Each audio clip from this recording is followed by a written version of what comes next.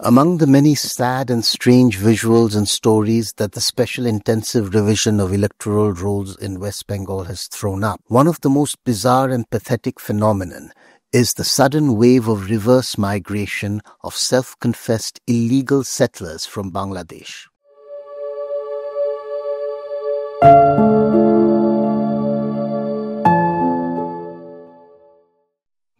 We're standing at the Bengal-Bangladesh border check post at Hakimpur. Behind us are Bangladeshi citizens, many of whom have been living in West Bengal for the past 10-15 years. The vast majority of them are extremely poor and marginalized people who had crossed the border surreptitiously in the hope of finding a better life or even just a subsistence living. They are staring at a bleak, uncertain future from which they had attempted to escape. কতদিন ধরে আছেন এখানে? এখানে 5-6 বছর। 5 হবে।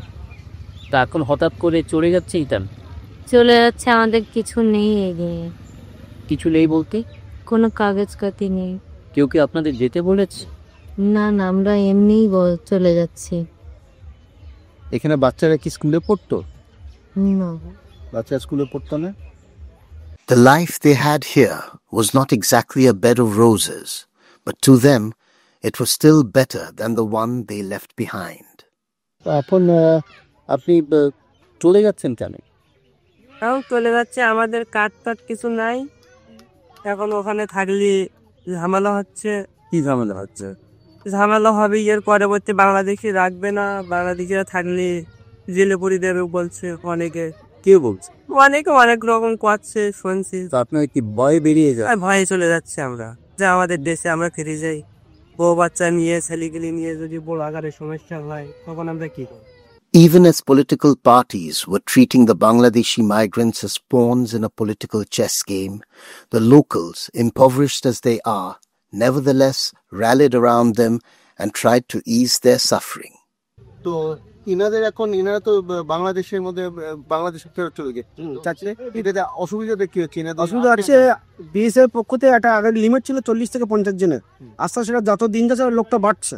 বাড়ার কারণে সেটা বিএসএফ 150-200টা করেছে, কিন্তু 200 তারাও ক্রস করছে। ওদের তো একটা লিমিট আছে, এই লিমিটের পরে তো ওরা একটা লোকটাকে ওরা প্রসেসিংয়ে পাঠাবে। এই জন্য দেরি হচ্ছে আস্তে আস্তে। এরা যেখানে ছিল বা এদের আছে যে এখানে কোনো বৈধ কাগজ আছে কিনা সেটা দেখার জন্য বিএসএফ কোনো প্রথমে করতে হচ্ছে। ওরা কাগজ এদের লিখে ওরা বিজিবিকে ওরা পাঠাচ্ছে। বিজিবি পাঠালে ওদের বাড়ি কোথায় আছে সেটা যদি আইডেন্টিফাই ঠিক হয় তাহলে সেই লোকরা আচ্ছা দিচ্ছে। যে কোনো লোককে তো ঢোকালে ওরা বিজিবি নিবে না। এটা চলছে, প্রসেসের জন্য দেরি হচ্ছে। Sajeda Begum has been living in West Bengal for the past 10 years. She lost her husband some years ago, but she continued to stay here with her elderly mother.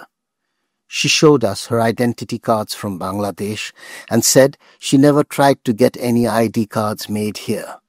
বাংলাদেশে আমার শ্বশুর বাড়ি ছিল খুলনা ডুমুরিয়া, এই আইডি কার্ডের সাথে আছে। আর আমার মার বাড়ি হচ্ছে এই সাতক্ষীরা ডিস্ট্রিক্টে। এটা তো কাছে নাকি?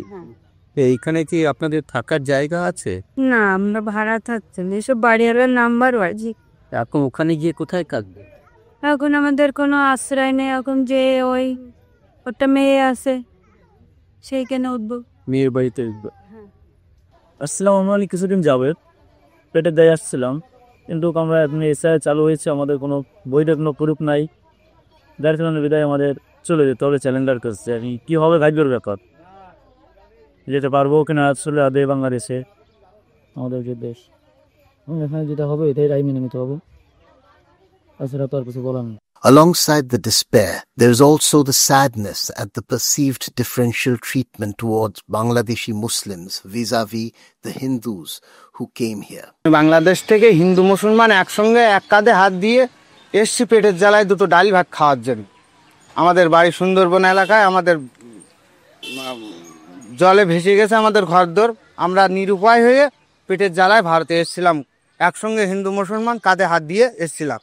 সরকার এখন সিএর মাধ্যমে বলছে যে মুসলমানেরা হচ্ছে অনুপ্রবেশকারী, হিন্দুরা হচ্ছে কেনে আপনার শরণার্থী। এই যে হিংসামূলক কথাবার্তায় আমরা খুব কষ্ট পেয়েছি, এবং কষ্ট পাওয়ার মানে আমরা খুব নির্যাতিত। এই জন্য বিএসএফের কাছে এসছি আমরা, যে তারা যদি দয়া করে আমাদের মার্কলের বাচ্চা মার্কলে ফিরিয়ে দেয় তার জন্য আমরা এখানে এসে বসে আছি। কিন্তু কেউ কি আপনাদের না কেউ করে দিয়েছে?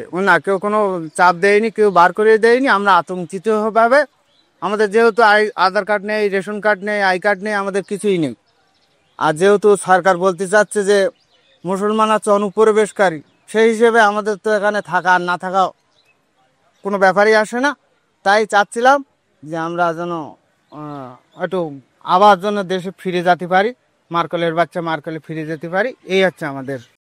With a section of the BJP leaders almost gleefully warning them of dire consequences if they don't leave, and the ruling Trinamool blaming the BSF for letting them in the first place, the Bangladeshi migrants have realized that there is nowhere they can turn to in times of crisis. তো আপনাদের কি এখান থেকে কেউ তাড়িয়েছে? তাড়াইনি বলতে ওই পাবলিকই বলছে চলে যান। পাবলিক বলতে কে? পাবলিক গ্রামের লোকে, গ্রামের লোকেরা বলেছে। হ্যাঁ থানালারা বলছে। এতদিন ধরে তো কিছু বলছিল না। থানা থেকে বলেছে? থানা থেকে না, পুলিশ এসে বলেছে চলে যেতে। হ্যাঁ কেন বলেছি? সরকারের কি চাপ দিয়েছে তার জন্য আমরা কি করে বলবো যে কে জন্য আমার একটা তাড়াচ্ছে। তালিকা নিয়ে চাপ দিচ্ছে। তালিকা আমাদের ভোটার কার্ডটা কিছু হয়নি, কোনো কিছু নেই, আমাকে ডকুমেন্ট নেই। আমাদের ধরো ডকুমেন্টস নেই, আমরা তো অনুপ্রবেশকারী। আমি তো পালি চুরি করে এসেছি, তো সরকারকে পাকিয়ে দিয়ে এসেছি। আপনি এসেছিলেন কিভাবে? আমি চুরি করে এসেছি, অনুপ্রবেশকারী। কিভাবে? ওই দালাল ধরিয়ে এসেছিল, দালাল ধরিয়ে এসেছিল, পয়সা দিয়ে আছে 7,000 করে নিয়েছিল। তো এখানে আনন্দে ছিলেন? খুব ভালো আনন্দ, প্রেমানন্দে চলতে, মানুষের সাথে ওটা কথা সবার সাথে মিশে চলতে। In Kolkata and other parts of the state, there are now empty spaces where stand hastily abandoned shacks where till very recently Bangladeshi migrants used to live. In Bishashpara in Modhamgram, we visited an abandoned little slum where Bangladeshi migrants who worked as rag pickers used to live. The sacks of used plastic bottles that they had collected remained among the debris they had left behind. Clearly, they left in a hurry. We could sense a resentment among the local Muslim population here at Bishashpara. Some feel that it is unfair that only illegal Muslim migrants are being highlighted by the media. এটা যেখানে সেখানে চলে যাচ্ছে যে অমুক গ্রামে NRC হচ্ছে, এই হচ্ছে, এখানে বাংলাদেশের লোক আছে, লাগার এনআরসি আসছে, এ আসছে, তা আসছে। কেন এত সবসময় আমাদের কেন আসা একটা কিরকম না একটা পাড়ার মধ্যে আসা? হ্যাঁ, আরেকটা বলছেন যে কোথায় একটি দেখাচ্ছিলেন যে কোথায় ওই যে বাংলাদেশের লোকেরা, হিন্দুরা আছে বাংলাদেশেরা, ওই সব বাংলাদেশের মাটিটারে সব হাবদার করে আছে। তা ওখানে কি যেতে পারছে না? আমাদের কি মুসলিমের কি এত টার্গেট? যারাই এসছে তাদের কি এনআরসির কাগজ আছে? 2002 সালের কাগজ আছে? আছে? নেই তো। আমাদের শুধু মুসলিম এলে এত টানাটানি কেন? Throughout the day, families from different parts of the state began to trickle in.